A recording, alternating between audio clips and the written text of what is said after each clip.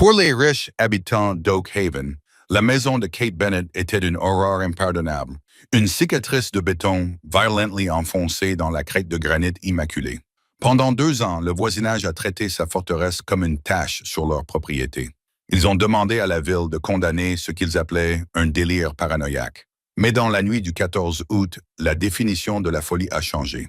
Lorsque le feu de forêt a atteint les parois du canyon et que la seule voie d'évacuation s'est transformée en une rivière de goudron, le trou hideux dans la colline a cessé d'être une plaie. Alors que les manoirs de ses bourreaux se transformaient en cendres, le bunker de Kate est devenu la seule arche capable de résister à la tempête. La ville de Oak Haven, nichée au cœur des contreforts de l'Oregon, est fière de sa perfection esthétique. C'est le genre d'endroit où l'herbe est mesurée à la règle et où l'association des propriétaires exerce plus de pouvoir que la police locale.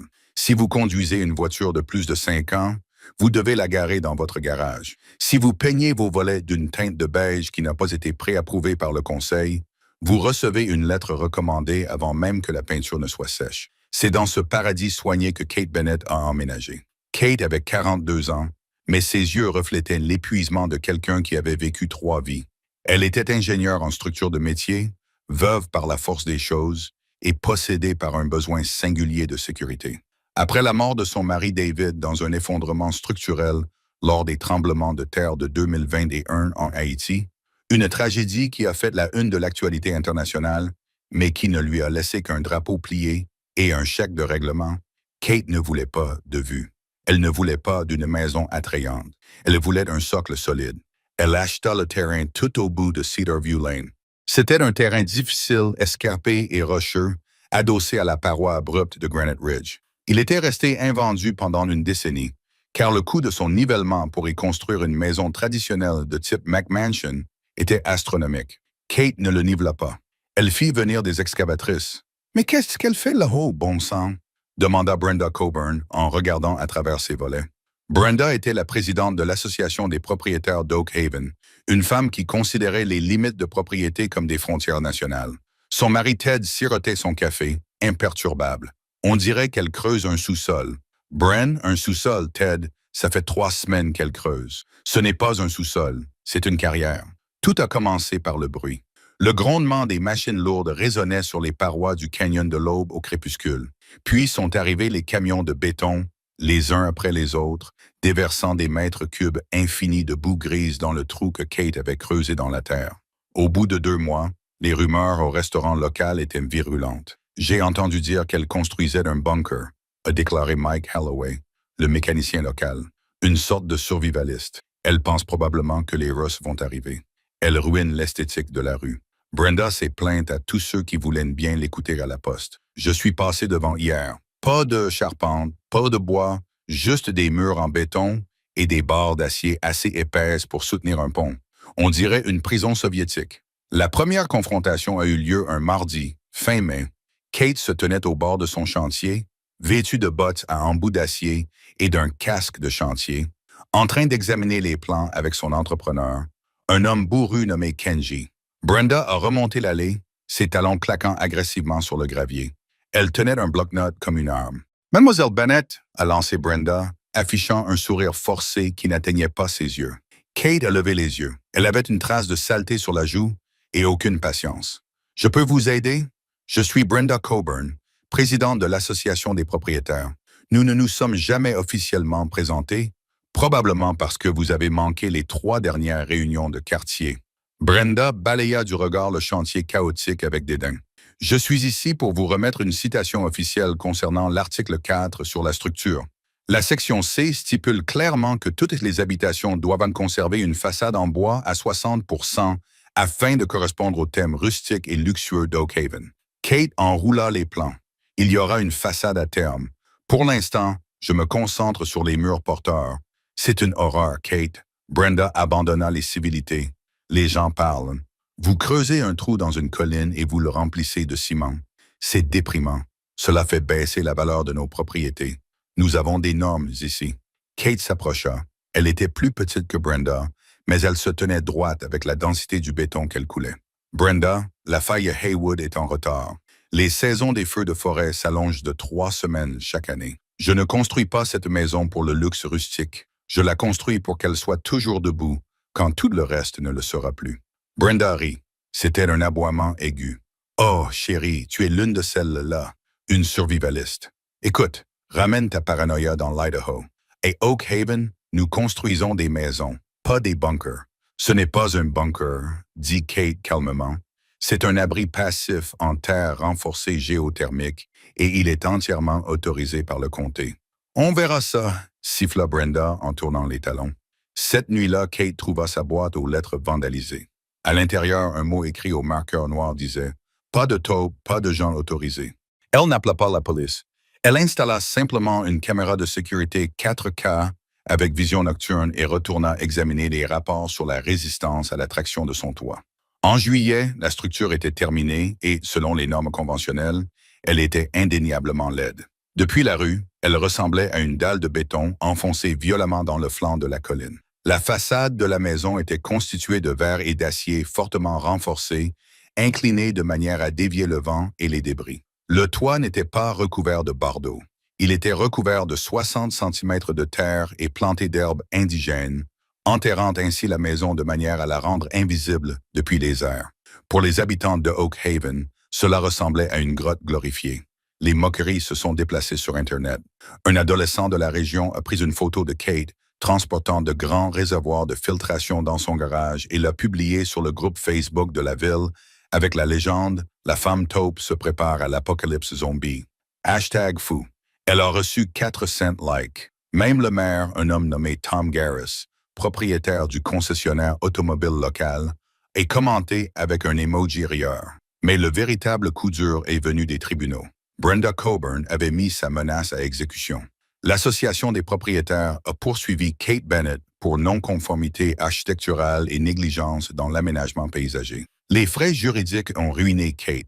Elle s'est assise dans le bureau de son avocat, un homme nommé Robert Finch, qui sentait le tabac froid et l'eau de Cologne bon marché. « Ils ont raison, Kate », a déclaré Finch en desserrant sa cravate. « Les règlements sont vagues, mais un juge pourrait se ranger de leur côté simplement parce que la maison, eh bien, ne ressemble pas à une maison. Ce n'est pas une question d'apparence, Robert, dit Kate, la voix tremblante de frustration. Savez-vous pourquoi je l'ai construite dans la colline?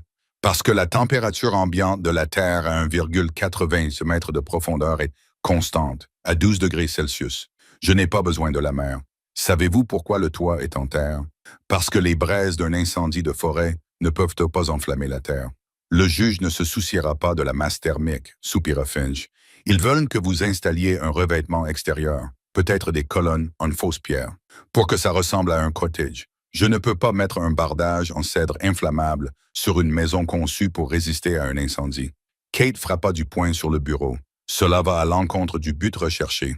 Alors tu perdras la maison, dit Finch d'un ton neutre. Ils la saisiront pour payer les vêtements et la raseront. Kate rentra chez elle ce soir-là et pleura. Elle s'assit dans son salon, qui était en fait très beau à l'intérieur, frais, calme, avec un sol en béton poli et un éclairage ambré tamisé. Elle se sentait en sécurité ici. Les murs épais isolaient du monde extérieur. Elle avait investi toutes ses économies, l'argent de l'assurance de son mari, tout dans cette maison. C'était son sanctuaire et il voulait le détruire parce qu'il n'était pas assez beau. Le mois d'août arriva et avec lui la chaleur. Ce n'était pas une chaleur estivale normale. C'était une couverture étouffante et oppressante qui s'était installée sur la vallée. La température a atteint 39 degrés Celsius, puis 41 degrés Celsius, puis 43 degrés Celsius. Le vieux réseau électrique d'Oak Haven a commencé à grogner sous la pression de milliers de climatiseurs fonctionnant à pleine capacité. Le 10 août, le courant fut coupé. Pour la première fois, il s'agissait seulement d'une coupure de courant tournante, selon la compagnie d'électricité. 2 heures. Mais 2 heures se transformèrent en 6. Dans les demeures à Ossature-Bois d'Oak Haven, la température intérieure monta en flèche. Sans mer, les maisons étaient essentiellement des fours emprisonnant la chaleur dans leur grenier. Brenda Coburn était assise sous son porche, s'éventant avec un magazine, transpirant à travers sa blouse en lin. Son mari Ted avait le visage rouge et haletait. « Incroyable », marmonna Brenda. « J'appelle le maire. » Plus bas dans la rue, Kate Bennett était assise dans son salon en train de lire un livre. Il faisait 20 degrés Celsius à l'intérieur de sa maison, sans aucun ventilateur en marche. La terre autour de sa maison absorbait la chaleur gardant l'intérieur naturellement frais. Elle avait aussi de l'électricité. Un modeste panneau solaire sur le toit alimentait un banc de batterie qui faisait fonctionner ses lumières et son réfrigérateur. Elle vit Brenda sur le porche, malheureuse. Kate envisagea de s'approcher pour lui offrir une bouteille d'eau fraîche. Elle se leva, se dirigea vers la fenêtre et observa. Puis elle vit Brenda prendre son téléphone, le pointer vers la maison de Kate, probablement pour documenter une nouvelle infraction à envoyer aux avocats. Kate ferma les stores. Qu'il transpire, pensa-t-elle. Il voulait la normalité. C'est normal maintenant. Mais la chaleur n'était que le début. La véritable menace grandissait à 80 km au sud, au cœur de la forêt nationale, où un éclair sec venait de frapper un pin mort. L'Oak Haven Gazette publia un petit article en page 4. Un petit feu de brousse signalé près du col Miller. Les pompiers surveillent la situation. Personne n'y prêta attention. Ils étaient trop occupés à se plaindre de l'humidité et du bunker en béton laid au bout de la route. Le 13 août, le vent changea de direction. C'était un phénomène connu sous le nom de souffle du diable. Des vents chauds et secs descendaient du haut désert, se comprimant et se réchauffant à mesure qu'ils descendaient dans la vallée. Les rafales atteignaient 65 puis 80 km par heure. Kate était dans son jardin hydroponique situé dans une véranda renforcée, lorsqu'elle l'a senti. Ce n'était pas l'odeur d'un barbecue ou d'un feu de camp, c'était une odeur métallique âcre, l'odeur de la résine de pain bouillant avant de brûler. Elle s'est dirigée vers le bord de son allée. Le ciel au sud, habituellement d'un bleu éclatant, était taché d'une couleur jaune maladif. Les oiseaux étaient silencieux. Le seul bruit était celui du vent qui hurlait à travers les fils électriques. Son téléphone a vibré. C'était une alerte automatique du comté signalant un danger extrême d'incendie. Kate a regardé les belles demeures en bardeaux de cèdre qui bordaient sa rue. Elles étaient entourées de paillis d'écorces décoratifs, d'herbes ornementales sèches et de branches de chêne en surplomb. Du petit bois, murmura-t-elle. Ils vivent dans des tas de petits bois. Elle courut à l'intérieur et déclencha son protocole de confinement. Elle n'était pas folle, elle était prête. Mais alors qu'elle fermait les lourdes volets en acier de ses fenêtres, elle vit une voiture s'arrêter. C'était le shérif Thompson. Il sortit de sa voiture, l'air agacé. Il s'approcha de son portail. « Mademoiselle Bennett », cria-t-il pour couvrir le bruit du vent. Le shérif Kate entr'ouvrit la porte. « Nous avons reçu une plainte pour nuisance sonore. Brenda dit que vos ventilateurs, ou quoi que ce soit, font trop de bruit et perturbent la tranquillité. » Kate le fixa du regard. « Les ventilateurs sont mon système de filtration d'air. Je les teste parce que l'indice de qualité de l'air est en baisse. »« Eh bien, éteignez-les, » dit le shérif en essuyant la sueur de son front. « Et honnêtement, Kate, vous devriez nettoyer votre jardin. Toute la ville est à cran avec cette chaleur. Vous n'arrangez pas les choses en laissant cet endroit ressembler à une zone de guerre. » Kate regarda derrière lui vers le ciel jaune. « Shérif, avez-vous regardé vers le sud? Ce n'est qu'un feu de brosserie à 16 km d'ici. Ne semez pas la panique. Éteignez simplement les ventilateurs. » Il remonta dans sa voiture et partit. Kate le regarda partir. Elle n'éteignit pas les ventilateurs. Au lieu de cela, elle se rendit à son panneau de contrôle et passa l'admission de passive à nettoyage. Cette nuit-là, le soleil ne se coucha pas. Il disparut simplement derrière un mur de fumée noire qui roula sur les montagnes comme un tsunami. À 2h14 du matin, le 14 août, le réseau électrique de Oak Haven finit par céder.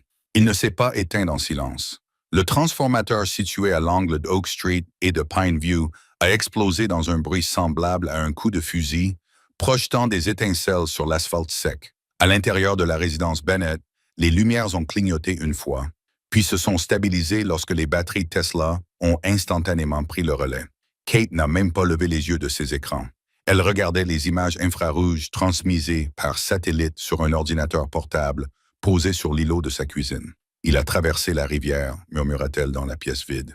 Le feu, que les autorités avaient déclaré à 16 km de là, au coucher du soleil, s'était propagé à une vitesse effrayante de 65 km par heure, porté par les vents violents. Il avait traversé les gorges de la rivière Columbia, un exploit jugé impossible, et couronnait désormais les bois secs de Granite Ridge. Kate attrapa son sac de survie, non pas pour partir, mais pour être prête. Elle vérifia le joint de la lourde porte en acier. Elle vérifia le manomètre à pression positive. L'air à l'intérieur de sa maison était vif et pur. Dehors, le monde était en train de se transformer en fournaise. En haut de la rue, Brenda Coburn se réveilla au son strident de son détecteur de fumée. Elle s'assit, confuse. « Ted, Ted, éteins ça. Ted ne répondit pas. Il se tenait près de la fenêtre de la chambre, silhouetté par une lueur orange qui n'aurait pas dû être là. Brenda, dit-il d'une voix faible et terrifiée, tu dois te lever. Brenda enfila sa robe de chambre en soie et se dirigea vers la fenêtre. Elle s'attendait à voir un lampadaire ou peut-être la lumière du porche d'un voisin. Ce qu'elle vit, c'était la fin du monde. L'horizon avait disparu. À sa place se dressait un mur infernal qui se tordait et se contorsionnait comme un être vivant. Le vent était si fort qu'il arrachait les bardeaux des toits des maisons dans la vallée, les envoyant tourbillonner dans la nuit comme des frisbees enflammés. « Oh mon Dieu !» souffla Brenda. « La maison, mes roses. »« Oublie les roses !» cria Ted, sortant de sa transe. Il lui saisit le bras avec force. « Prendre les clés. Nous devons partir maintenant. » Ils se précipitèrent d'en bas. Le courant était coupé. La maison était donc plongée dans le noir, éclairée uniquement par la lumière stroboscopique du feu à l'extérieur. L'air dans le couloir était déjà chargé d'une fumée âcre. Brenda chercha son téléphone à tâtons. « J'appelle les secours. » Pourquoi les sirènes ne retentissent-elles pas? Pourquoi personne ne nous a prévenus? Les lignes sont coupées. Brenda monte dans la voiture. Ils coururent vers le garage. Ted sauta dans sa Range Rover et appuya sur le bouton pour ouvrir la porte du garage. Rien ne se passa. Le courant. Ted jura en frappant le volant de sa main. Le moteur ne fonctionne pas. Tire sur la corde de déverrouillage d'urgence. Brenda hurla. Ted sortit précipitamment, tâtonnant dans l'obscurité à la recherche de la corde rouge suspendue au rail. Il tira dessus, désengageant le moteur, et essaya de soulever manuellement la lourde porte en bois massif. Elle bougea d'une trentaine de centimètres, puis se coinça. Les rails s'étaient déjà déformés à cause de la chaleur qui se propageait à travers les murs. « Aidez-moi » cria Ted. Ensemble, toussant dans la fumée de plus en plus épaisse, ils réussirent à soulever la porte juste assez pour faire passer le SUV. Ted recula, raclant le toit de la voiture à 100 000 $, faisant grincer le métal sur le bois. Il s'en moquait. Alors qu'il reculait dans la rue, la scène était chaotique. Il était 2h30 du matin, mais on se serait cru à midi sur Mars. Le ciel était un plafond tourbillonnant d'orange et de noir. Les voisins sortaient en courant de chez eux en pyjama, serrant leurs animaux de compagnie et leurs albums photos dans leurs bras. Les voitures slalomaient entre les débris. Mike Holloway, le mécanicien, passa à toute vitesse dans sa camionnette, criant par la fenêtre. « Le pont! Il faut qu'on arrive au pont avant que le feu ne le coupe. » Brenda regarda sa maison, son magnifique chef-d'œuvre victorien de 3 étages, conforme aux normes de l'Association des propriétaires. Une braise rougeoyante comme une étincelle de soudure tomba du ciel et atterrit dans l'herbe ornementale séchée qu'elle avait plantée près du porche la semaine dernière. Elle s'enflamma comme de l'essence. En quelques secondes, les flammes léchèrent le revêtement en cèdre. Le bois rustique et luxueux que Brenda avait tant lutté pour imposer servait désormais de combustible idéal. « Allez, Ted, roule !» hurla Brenda en se détournant alors que son Porsche s'effondrait dans une pluie d'étincelles. Alors qu'ils roulaient à toute vitesse sur Cedar View Lane, ils passèrent le bout de l'impasse. Ils passèrent devant le trou en béton dans la colline. La maison de Kate se trouvait là, sombre et silencieuse. Les braises pleuvaient sur son toit en terre et s'éteignaient simplement. Les murs en béton reflétaient de la chaleur. Elle ressemblait à une tombe, indifférente au paysage infernal qui l'entourait. « Elle est morte », pensa Brenda, avec une étrange horreur détachée. Cette folle a probablement été cuite vivante dans cette boîte. Mais il n'y avait pas de temps pour la pitié. Ted lâcha l'accélérateur et rejoignit le convoi de résidents terrifiés qui se précipitaient vers la seule sortie d'Oak Haven, la route étroite et sinueuse du canyon qui menait à l'autoroute. Ils ne se doutaient pas qu'ils se dirigeaient droit vers un piège. La géographie d'Oak Haven était à la fois son plus grand atout et son défaut fatal. C'était une communauté encaissée dans un canyon, avec une seule voie d'accès et une seule sortie. La route de sortie, Rattlesnake Pass, était une bande d'asphalte à 2 voies creusées dans le flanc d'un ravin escarpé bordé de vieux pins denses. Lorsque le convoi de 40 voitures atteignit le milieu du col, les feux de freinage s'allumèrent en rouge. « Pourquoi nous arrêtons-nous » s'écria Brenda en serrant son sac à main si fort que ses jointures blanchirent. « Ted, contourne-les. » « Je ne peux pas les contourner, Brenda. Il y a une glissière de sécurité et une falaise. » Ted klaxonna, un son inutile et pathétique face au rugissement du feu. Devant eux, la voiture de patrouille du shérif Thompson était garée en travers de la route, gyrophare allumé. Le shérif se tenait au milieu de la route, agitant frénétiquement les bras. Ted baissa la vitre. La chaleur était physique, comme un coup de poing au visage. Ça sentait le caoutchouc fondu et la terreur. « Shérif, déplacez la voiture. »« Nous devons sortir » cria Ted. Le shérif Thompson courut vers eux. Son uniforme était brûlé, son visage couvert de suie. Il avait les yeux écarquillés. « Faites demi-tour » hurla Thompson. « Faites demi-tour. Vous êtes fou ?» Brenda se pencha. « Ma maison est en feu. On ne peut pas faire demi-tour. Vous ne pouvez pas avancer. » Thompson désigna le canyon. Brenda regarda. À 800 mètres de là, un chêne massif dont les racines avaient pris feu s'était effondré sur l'asphalte, emportant avec lui un réseau de lignes électriques. La route était complètement bloquée. Mais pire que l'arbre, c'était le feu lui-même. Le feu de forêt avait fait ce que les feux de forêt font souvent dans les canyons. Il avait créé un effet de cheminée. Les flammes avaient remonté le ravin depuis le fond, coupant efficacement la route en dessous. Un mur de feu de 15 mètres de haut dévorait l'asphalte. « La route a disparu !» cria Thompson en toussant violemment. « Le feu grimpe sur les deux versants de la crête. Nous sommes dans un entonnoir. »« Alors, où allons-nous » a crié Mike Holloway depuis son camion derrière eux. « Nous ne pouvons pas descendre. Nous ne pouvons pas rester ici. Reculez jusqu'aux propriétés, » a ordonné Thompson. Le centre communautaire est équipé d'un système d'arrosage. Le centre communautaire a un toit en bois, a répondu Ted. Il brûlera en 5 minutes. Des cris de panique et des hurlements bestiaux ont commencé à se propager dans la file de voitures. Les gens sortaient de leurs véhicules, pleuraient, regardaient le feu qui envahissait le bas de la colline et celui qui descendait du sommet. Ils étaient pris en étau. « Nous allons mourir ici », gémit une femme dans la voiture derrière eux. C'était Madame Gable, la bibliothécaire. Elle serrait son Golden Retriever dans ses bras. « Nous allons brûler ici, sur la route. » Brenda regarda le thermomètre sur le tableau de bord. 47 degrés Celsius. La peinture de la voiture à côté d'eux commençait à cloquer. « Réfléchis, Ted, réfléchis. » Brenda lui donna une tape sur le bras. « Je ne sais pas quoi faire. » Ted hurla, les larmes coulant sur son visage couvert de suie. Il n'y a nulle part où aller. Oak Haven est une impasse. Soudain, une voix grésilla dans la radio du shérif qu'il avait accroché à son épaule. Elle était faible, couvrant les parasites. « Shérif Thompson, vous me recevez? » Le shérif saisit le micro. « Ici Thompson. Qui est à l'appareil? Gardez la ligne libre. Ici Kate Bennett. Je surveille la route du canyon à l'aide d'un drone. Je peux voir le blocage. » Brenda se figea. « La femme taupe. Kate, » hurla Thompson. « Nous sommes piégés. Nous sommes coupés au col. Nous avons 40 civils, peut-être plus. Nous n'avons nulle part où aller. » Il y eut un silence. Le vent hurlait, secouant le lourd SUV. Un pen situé à 50 mètres explosa en flammes avec un bruit semblable à celui d'une bombe. La voix de Kate redevint calme, froide et totalement dépourvue de panique. Le feu remonte le ravin à une vitesse de 1,80 mètres par seconde. Il atteindra la route où vous vous trouvez dans environ 12 minutes. Le centre communautaire est déjà compromis.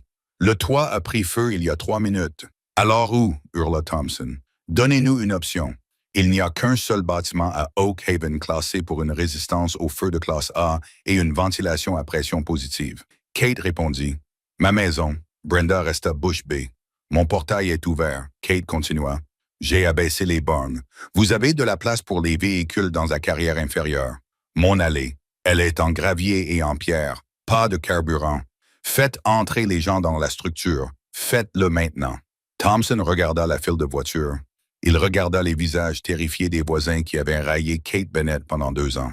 Il regarda Brenda. « Vous l'avez entendu » rugit Thompson en agitant les bras. « Faites demi-tour. Tout le monde, faites demi-tour. Dirigez-vous vers la maison des Bennett. Allez, allez, allez !» Ce fut une ruée chaotique. Les voitures effectuaient des demi-tours sur la route étroite, raclant les glissières de sécurité, heurtant les pare-chocs. Le désespoir était palpable. Ted fit tourner le Range Rover, les pneus patinant sur l'asphalte fondant. « Nous allons chez elle », murmura Brenda en serrant sa poitrine. « Après tout ce que j'ai dit, après le procès, tu veux brûler Brenda ?» rétorqua Ted en accélérant pour remonter la colline. « Tais-toi et prie pour qu'elle nous laisse entrer. » Le trajet du retour fut un véritable enfer. Oak Haven avait disparu. Les pelouses impeccables étaient réduites en cendres noires. Les clôtures blanches étaient des lignes de feu. Les panneaux de signalisation étaient des gouttes de métal vert en fusion. La chaleur s'intensifiait. Les pneus du SUV semblaient mous. Le caoutchouc devenait trop chaud. « Allez, allez !» exhorta Ted. Ils arrivèrent au bout de Cedar View Lane. La fumée était si épaisse qu'ils ne voyaient pas à plus d'un mètre devant eux. Les phares transperçaient l'obscurité, n'éclairant rien d'autre qu'un chaos gris tourbillonnant. Puis ils traversèrent le banc de fumée. Elle était là. L'œil la vit. Le vent soufflait autour, mais la maison elle-même était intacte. Les braises glissaient sans danger sur la façade en béton. Les volets en acier étaient hermétiquement fermés, ressemblant aux portes blindées d'une forteresse. Le lourd portail en acier, habituellement verrouillé par un scanner biométrique, était grand ouvert. « Entrez !» cria le shérif Thompson en s'arrêtant derrière eux. « Garez-vous dans la fosse d'excavation! Éloignez-vous de la lisière des arbres! » Les voitures se sont engouffrées dans la propriété de Kate, la carrière dont Brenda s'était plainte, cette grande dépression recouverte de gravier que Kate avait creusée et jamais remplie, servait désormais de pare-feu. Elle était suffisamment large pour accueillir les 30 voitures, les maintenant à 15 mètres de la végétation en feu la plus proche. Les gens se sont précipités hors de leur véhicule. L'air extérieur était irrespirable. Il brûlait les poumons. Les cendres tombaient comme une neige épaisse. « Où allons-nous » Madame Gable hurla en serrant son chien dans ses bras. C'est fermé à clé. Ils coururent vers la dalle de béton de la maison. L'entrée principale était un mur d'acier imposant. Brenda l'atteignit de la première. Elle frappa le métal de son poing. Le métal était brûlant au toucher. « Kate !» hurla-t-elle. « Kate, ouvre s'il te plaît !» Pendant 10 secondes terrifiantes, rien ne se passa. Le rugissement du feu devenait de plus en plus fort. Un train de marchandises fonçait sur eux. La chaleur leur brûlait la peau du dos. « Elle ne va pas ouvrir », pensa Brenda, une froide prise de conscience l'envahissant. Pourquoi le ferait-elle? Nous avons essayé de la détruire. Nous l'avons poursuivie en justice. Nous l'avons ridiculisée. Elle va nous regarder brûler devant sa porte. Puis, avec un sifflement hydraulique lourd, la porte blindée en acier commença à s'ouvrir. Un souffle d'air frais et pur frappa le visage de Brenda. C'était comme ouvrir un réfrigérateur au milieu du désert. Kate Bennett se tenait dans l'embrasure de la porte. Elle ne portait pas de tenue apocalyptique. Elle portait un jean et un pull gris. Elle tenait un bloc-notes. Elle regarda la foule de voisins terrifiés et couverts de suie. Elle regarda Brenda, dont la robe en soie coûteuse était ruinée, dont le visage était strié de larmes noires. Kate ne sourit pas.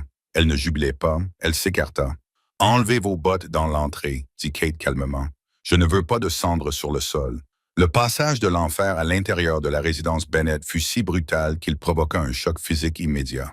L'instant d'avant, 42 personnes essoufflées et terrifiées se tenaient dans un décor apocalyptique. Un monde de vent hurlant, de chaleur brûlante et d'air qui sentait le soufre et le cèdre brûlé. L'instant d'après, la lourde porte en acier se referma dans un sifflement. Les serrures hydrauliques s'enclenchèrent dans un bruit sourd et profond, et le monde devint silencieux. Ce silence était le bruit le plus fort que Brenda Coburn ait jamais entendu. L'entrée, ou SAD numéro 1, comme l'indiquait le pochoir sur le mur, était un large couloir industriel chic avec un sol en béton poli et un éclairage LED encastré qui diffusait une douce lueur bleue clinique. L'air y était pressurisé. Un faible bourdonnement, semblable au bruit d'un moteur à réaction lointain, vibrait sous la semelle de leurs chaussures. « Restez dans le couloir », ordonna Kate. Elle se tenait près d'un panneau de contrôle près de la porte intérieure, tapotant un écran tactile. Les épurateurs sont en train d'effectuer un cycle de purge. Si vous ouvrez la porte intérieure avant que le voyant passe au vert, vous ferez entrer la fumée. Attendez. Les voisins se blottirent les uns contre les autres. Des hommes en pyjama tachés de suie, des femmes serrant des boîtes à bijoux, des enfants pleurant doucement. La hiérarchie sociale d'Oak Haven, le réseau complexe de ceux qui conduisaient la dernière Mercedes et de ceux qui siégeaient dans tel ou tel comité s'était évaporé. Ils n'étaient plus que des réfugiés frissonnants, malgré la chaleur de la saleté qui maculait leur visage. Le shérif Thompson s'appuya contre le mur, toussant dans un mouchoir. Il regarda Kate. « Nous avons tout le monde. J'ai fait le compte. 42 personnes, 3 chiens, 1 chat. » Kate ne leva pas les yeux de son écran. « La capacité maximale de mon système de filtration est de 6 personnes. Nous sommes à 700% de notre capacité. J'augmente le débit d'oxygène. » Kate. Brenda s'avança. Sa voix tremblait. « Pas maintenant, Brenda, » dit Kate d'un ton sec. Elle n'était pas impolie. Elle était ingénieure. Feu vert. Tout le monde à l'intérieur. Allez. Les portes intérieures s'ouvrirent. Si les voisins s'attendaient à une cave humide et sombre, remplie de boîtes de conserve et de théories du complot, ils restèrent bouche bée. Le salon principal de la maison de la femme taupe était un chef-d'œuvre d'architecture souterraine moderne. Comme la maison était construite sur le versant sud, le mur arrière, celui qui était enfoui profondément dans la terre, était en béton incurvé, lissé et scellé pour ressembler à du marbre.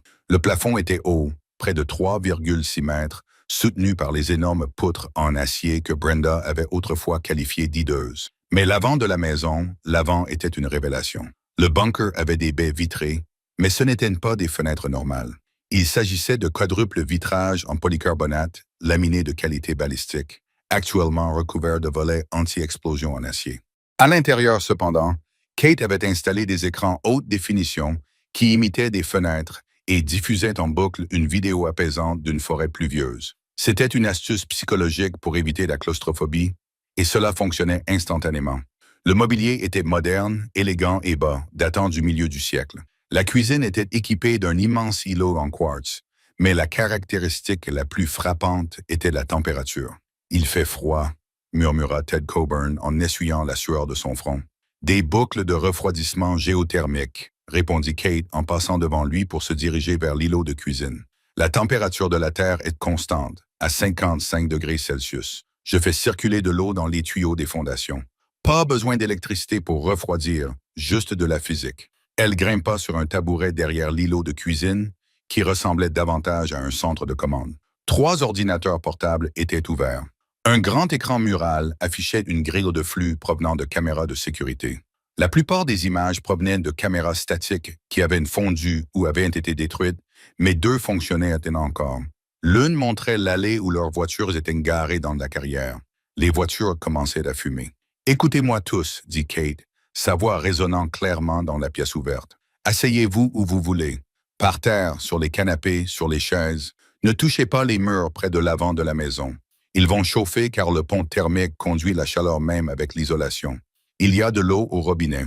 Elle est filtrée par un système de 10 000 gallons enterré sous le garage. Buvez. » Madame Gable, la bibliothécaire, s'affala sur un canapé en cuir en serrant son Golden Retriever dans ses bras. « Sommes-nous en sécurité, Kate? » « Vraiment. » Kate regarda le moniteur. Les capteurs de température externe indiquaient 1400 degrés Fahrenheit. Le feu n'était pas seulement près d'eux, il était sur eux. La structure est conçue pour résister à des températures de 2000 degrés Fahrenheit pendant 4 heures. Kate déclara objectivement, « Le toit est recouvert de 2 pieds de terre, qui constituent un bouclier ablatif. Les murs en béton ont une épaisseur de 12 pouces et sont renforcés par des barres d'armature.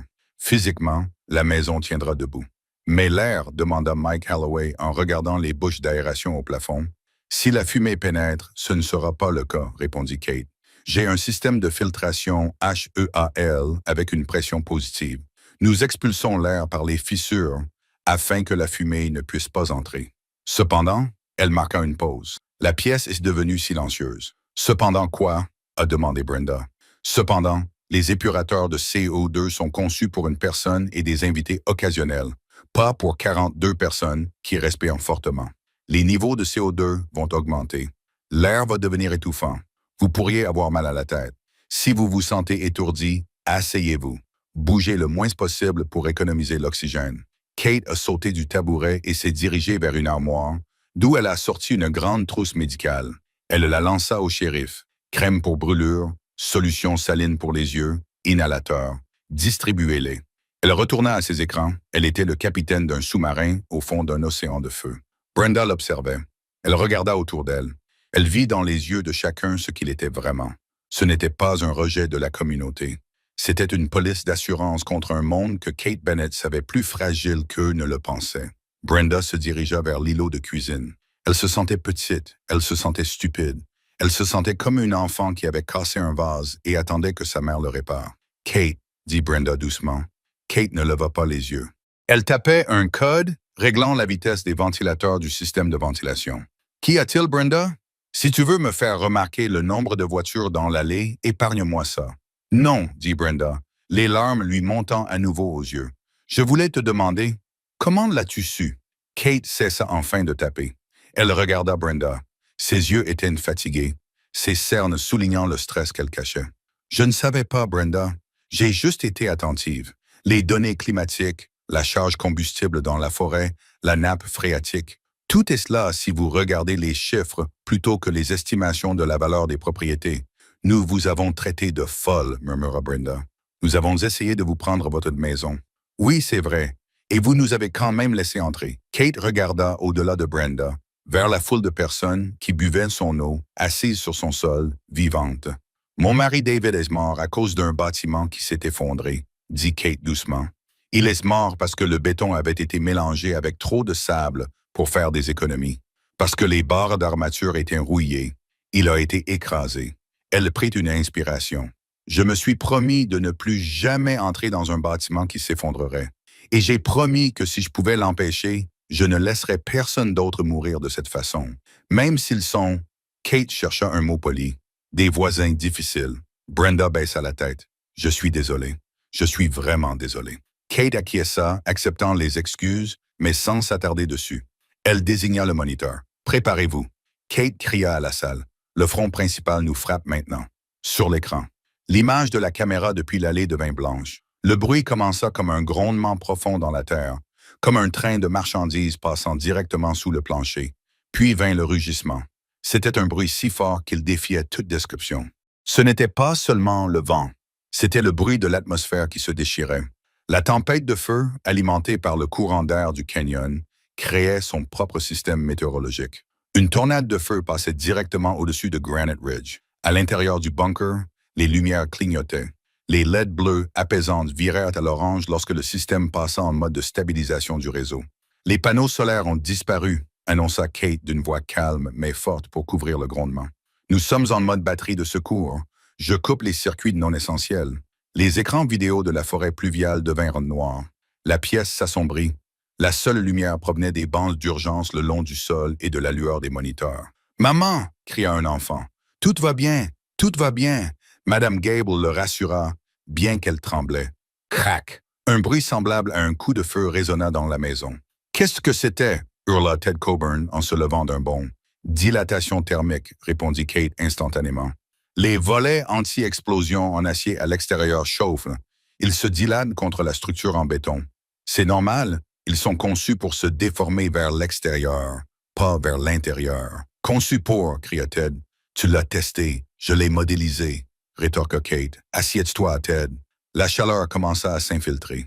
Malgré les murs de 30 cm d'épaisseur, malgré les boucles de refroidissement, l'intensité même de la tempête de feu à l'extérieur, qui atteignait désormais 2000 degrés Celsius, imprégnait la structure. La température à l'intérieur de la pièce grimpait. 24 degrés Celsius, 27 degrés Celsius, 29 degrés Celsius. Ce n'était pas la chaleur mortelle du feu, mais c'était inconfortable. L'air devenait lourd. L'odeur de l'ozone et du métal chaud imprégnait la pièce. Pas la fumée, mais l'odeur de la maison qui luttait pour sa survie. Kate fixait les capteurs de contraintes structurelles.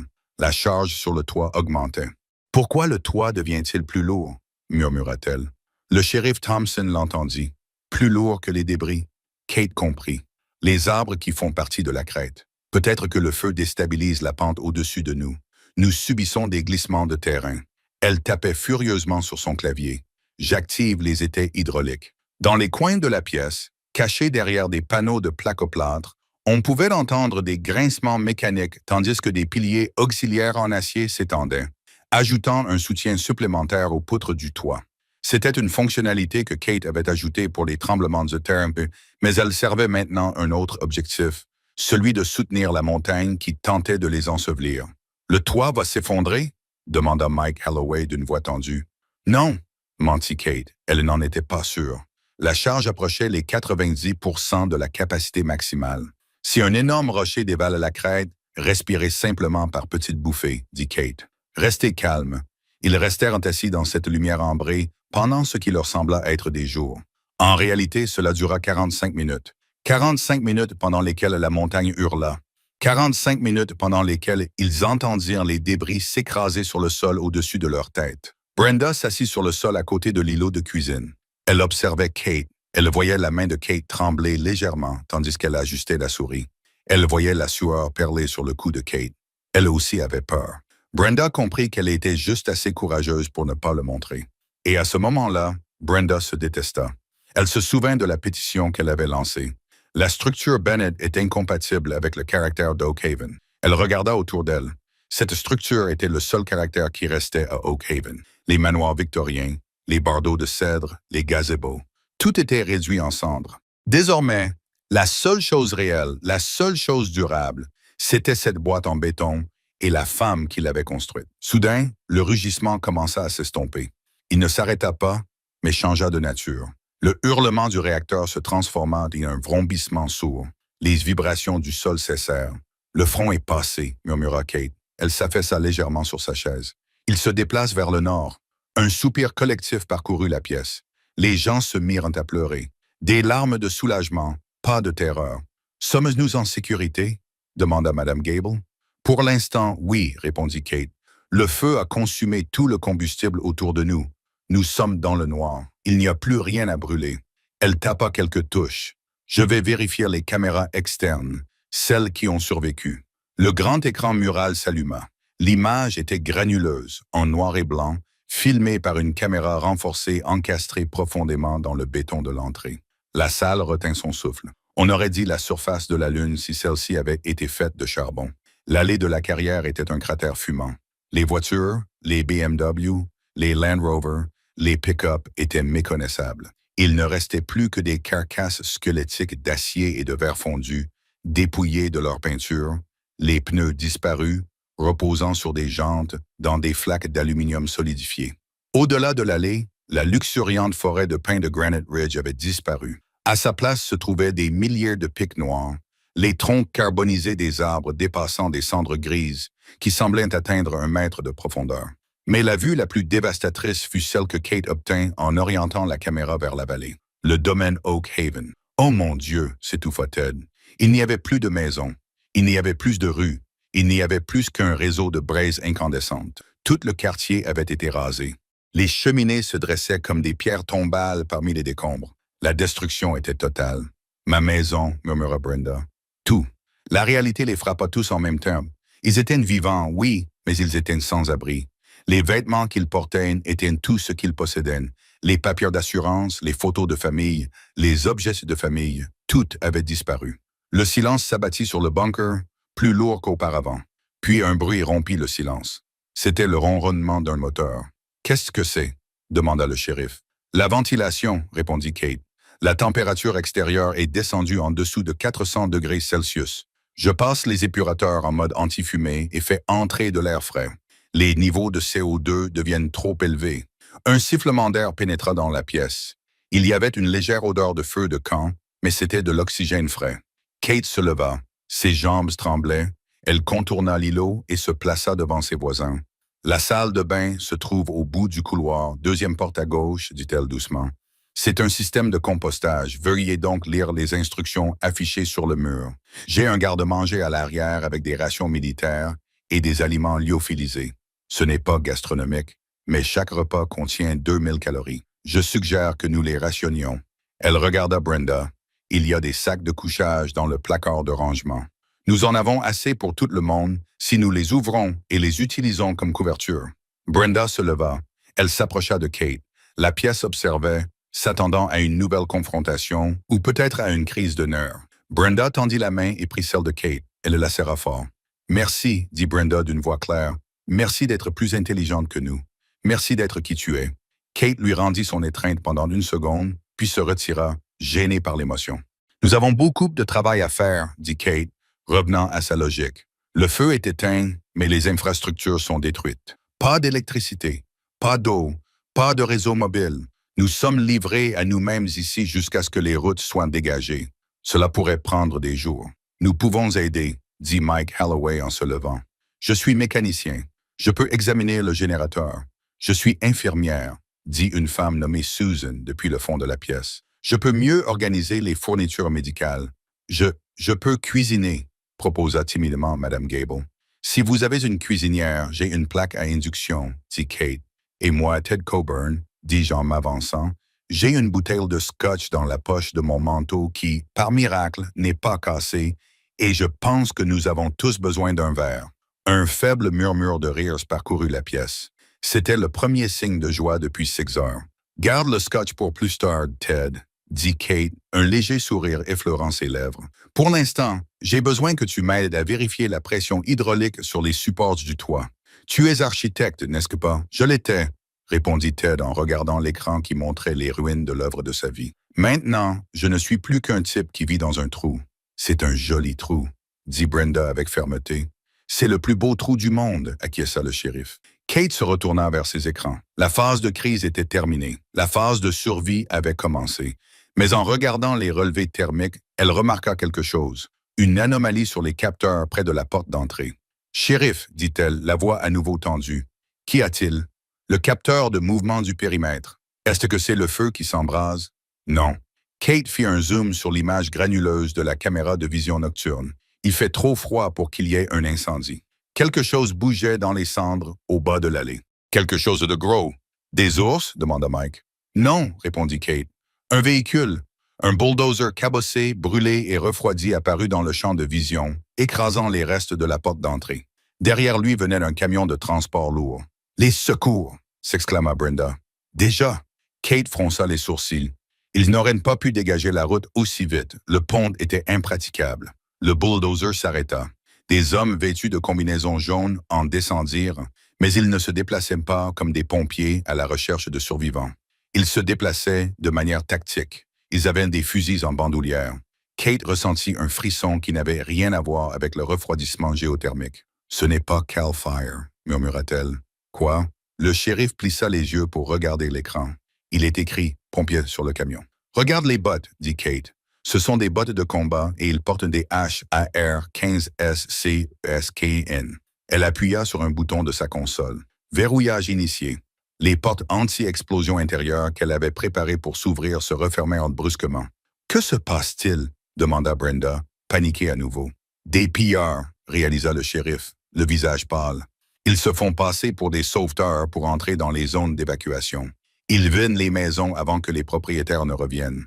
Il n'y a plus de maisons à vider, dit Ted. Sauf une, dit Kate d'un ton sinistre. Elle se tourna vers la pièce où se trouvaient les 42 banlieusards. Écoutez-moi attentivement, dit Kate. Nous avons survécu à l'incendie, mais nous ne sommes pas encore en sécurité. Nous avons de la nourriture, de l'eau et des médicaments, et dehors, il y a des hommes qui les veulent. Nous n'ouvrirons pas cette porte. Mais ils ont des armes, gémit Madame Gable. Kate se pencha sous l'îlot de cuisine et appuya sur un panneau. Un tiroir caché s'ouvrit. À l'intérieur se trouvaient un pistolet de détresse, un taser et un revolver. « Nous aussi, dit Kate, et nous avons une forteresse. » Elle regarda Brenda. « Vous vouliez savoir si c'était un bunker. Eh bien, maintenant, c'en est un. Brenda, apportez la trousse médicale dans l'arrière-boutique. Ted Mike, shérif, vous venez avec moi. » Les voisins d'Oak Haven regardèrent Kate Bennett. Le ridicule avait disparu. Le jugement avait disparu. À leur place, il y avait quelque chose qui s'apparentait à de l'adoration. Elle était leur capitaine, et la guerre n'était pas terminée. Les hommes à l'extérieur ne ressemblaient pas à des sauveteurs. Sur l'écran haute définition, leur mouvement était prédateur. Ils encerclaient la coque en béton de la maison, testant les volets avec des pieds de biche, leurs lampes torches fendant les tourbillons de cendres. « Ouvrez !» cria l'un d'eux, la voix étouffée par un masque à gaz. « Pompiers, nous devons vérifier s'il y a des survivants. » « Ne répondez pas, murmura Kate.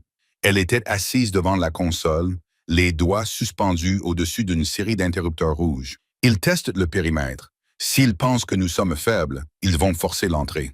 Ils ont un camion, dit Ted en regardant l'écran. Ils pourraient enfoncer la porte. Qu'ils essaient, répondit Kate froidement. L'entrée est conçue pour résister à un ouragan de catégorie 5. Un Ford F-350 ne l'égratignera même pas. Dehors, les hommes semblaient réaliser que les pieds de biche étaient inutiles contre l'acier trempé. Le chef fit un geste vers le camion. Il criait quelque chose en pointant la porte, anti-explosion principale. « Ils vont la défoncer », dit le shérif en serrant le pistolet lance-fusée que Kate lui avait donné. « Kate, s'ils frappent cette porte assez fort, ils détruiront leur camion. » L'interrompit Kate. « Mais je préférerais ne pas avoir à repeindre. Lancez les contre-mesures. » Elle actionna un interrupteur. Instantanément, le périmètre extérieur de la maison s'illumina. Des projecteurs LED haute intensité, généralement utilisés pour la sécurité, clignotaient violemment à 50 000 lumens. Sur l'écran, les pillards trébuchaient en arrière, aveuglés, se protégeant les yeux. Kate se pencha vers le micro relié au système de sonorisation externe. Sa voix retentit à l'extérieur, amplifiée et déformée, ressemblant à la voix de Dieu. Cette propriété est sous surveillance. Vous êtes en infraction. Les forces de l'ordre armé sont sur place. Quittez les lieux immédiatement. Le chef des pillards hésita. Il plissa les yeux contre la lumière et leva son fusil. « Bluff !» cria-t-il, bien qu'il semblait incertain. « Ouvrez la porte ou nous la faisons sauter. » Shérif, Kate fit un signe de tête vers un petit hublot circulaire près de l'entrée. Un hublot déguisé en bouche d'aération. Le shérif Thompson s'avança, glissa le pistolet lance-fusée dans le hublot et appuya sur la gâchette. La fusée jaillit dans un sifflement et explosa en une boule rougeoyante de magnésium juste aux pieds des pillards. La lumière était aveuglante et brûlante. Les hommes reculèrent un ton criant, pris de panique. Avant qu'ils aient pu se regrouper, un nouveau bruit déchira l'air. Un bruit rythmique qui faisait vibrer la poitrine. Kate regarda son écran radar. Transpondeur AIFFF détecté, dit-elle, un sourire brisant enfin son masque stoïque. Ce ne sont pas des pillards. Un projecteur venu du ciel balaya l'allée, éclipsant les projecteurs de Kate. Le vent souleva les cendres dans un tourbillon frénétique, tandis qu'un énorme hélicoptère Black Hawk de la Garde nationale descendait et planait à basse altitude au-dessus du quartier en ruine. Les pillards n'attendirent pas. Ils se précipitèrent dans leur camion, reculant à l'aveuglette dans l'obscurité, abandonnant leur butin. À l'intérieur du bunker, 42 personnes poussèrent un soupir de soulagement qu'elles retenaient depuis des heures. « Ils sont partis », murmura Brenda. Elle glissa le long du mur jusqu'au sol, enfouissant son visage dans ses mains. Kate déverrouilla les lourds verrous en acier. C'était fini. Le soleil qui se leva le lendemain matin ne ressemblait pas au soleil. C'était un disque rouge pâle derrière un rideau de smog gris. La lourde porte de la résidence Bennett s'ouvrit dans un sifflement. Lentement, avec hésitation, les habitants d'Oak Haven sortirent. Le silence était absolu. Là où il y avait eu des pelouses bien entretenues, il n'y avait plus que de la poussière noire. Là où il y avait eu des clôtures, il n'y avait plus que des lignes de charbon. Les manoirs, symboles de leur statut, de leur fierté, de leur dette, avaient disparu. Les cheminées se dressaient comme des pierres tombales dans un cimetière de cendres. Brenda se tenait à côté de Kate sur la dalle de béton. Brenda portait un pantalon de survêtement trop grand appartenant à Kate et un T-shirt avec l'inscription « Nessa ». Elle regardait l'endroit où se trouvait autrefois sa maison victorienne. Il ne restait plus que les fondations en pierre. « Tout a disparu », dit Ted d'une voix creuse. « Tout ce pourquoi nous avons travaillé. »« Pas tout, Mo », dit Kate. Elle désigna le groupe. Madame Gable serrait son chien dans ses bras. Le shérif vérifiait sa radio qui captait enfin un signal. Des enfants étaient assis sur les rochers et partageaient une barre granola. « Nous sommes là », dit Kate. « Nous sommes vivants. » Brenda se retourna pour regarder le bunker en béton derrière eux. Ses yeux virent cette monstruosité. Il se dressait, austère et gris, contre la colline noire, seule chose verticale dans un monde horizontal. Il était rayé, couvert de suie, et le paysage avait disparu. C'était la plus belle chose que Brenda ait jamais vue. Elle se tourna vers Kate. « Tu sais que l'association des propriétaires va devoir se réunir à ce sujet », dit Brenda d'une voix sèche. Kate se raidit, prête à se battre. « Pardon ?» Brenda esquissa un sourire faible et fatigué. « Nous devons réécrire les statuts. Je pense que le béton armé devrait être le nouveau style obligatoire pour Oak Haven. » Ted rit. C'était un rire rauque, mais sincère. « Appuyez. Tous ceux qui sont pour, » demanda le shérif. J'ai crié 40 voix. Kate Bennett, la femme taupe de Granite Ridge, regarda ses voisins. Ils étaient sales, sans abri et brisés. Mais ils la regardaient non pas avec dédain, mais avec gratitude. Elle tendit la main et posa une main sur l'épaule de Brenda. « Entrez, » dit Kate. « J'ai du café qui coule, puis nous commencerons à dessiner les plans pour la reconstruction. » Finalement, Oak Haven fut reconstruite, mais elle ne fut plus jamais la même. Les bardeaux de cèdre et les herbes ornementales avaient disparu, remplacés par des toits en pierre et en métal résistants au feu et un espace défendable. Kate Bennett ne déménagea pas. Elle devint l'architecte en chef de la nouvelle communauté, enseignant à ses voisins que le vrai luxe n'est pas une question d'apparence. C'est une question de survie. Le procès intenté contre elle a été abandonné et encadré et accroché dans la mairie pour rappeler la folie de l'arrogance. Les gens qui avaient survécu à la nuit du souffle du diable ont cessé de l'appeler la femme taupe. Kate Bennett était simplement la femme qui avait construit l'arche. Et lorsque le vent souffle fort dans le canyon, plus personne ne se plaint du bourdonnement de ses filtres à air. Ils écoutent simplement et dorment paisiblement, sachant que si le ciel s'effondre à nouveau, ils ont un endroit où aller. Si cette histoire vous a donné des frissons, cliquez sur le bouton « J'aime ». Cela aide vraiment la chaîne à se développer. Que feriez-vous si vos voisins essayaient de vous poursuivre en justice pour vous être protégé? Leur auriez-vous ouvert la porte? Faites-le moi savoir dans les commentaires ci-dessous. Et si vous voulez découvrir d'autres histoires incroyables de survie, de vengeance et de rédemption, n'oubliez pas de vous abonner et d'activer la cloche de notification pour ne manquer aucune vidéo. Merci d'avoir regardé et prenez soin de vous.